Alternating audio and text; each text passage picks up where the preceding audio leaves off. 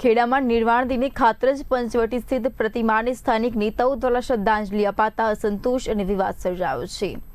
પંચવટી વિસ્તારમાં ગંદકી અને કચરાની પણ યુવાનોએ સ્વયં આગળ આવી પ્રતિમાને હાર પહેરાવી શ્રદ્ધાંજલિ આપી હતી, તો ખેડામાં પંચવટીમાં પ્રતિમાને શ્રદ્ધાંજલિ ન આપતા ખેડૂતોમાં રોષ જોવા મળ્યો, असंतोष પણ જોવા મળ્યો। તો પંચવટી વિસ્તારમાં ગંદકી અને કચરા વચ્ચે પણ યુવાનોએ સ્વયં આગળ આવી પ્રતિમાને હાર પહેરાવી શ્રદ્ધાંજલિ આપી હતી। બીજી તરફ રડુ ગામના યુવાનોએ દૂધ અભિષેક કરીને સાયકલ રેલી યોજી ખાતરજ ચોકડી સુધી પહોંચીને પુષ્પહાર અર્પણ કર્યો હતો।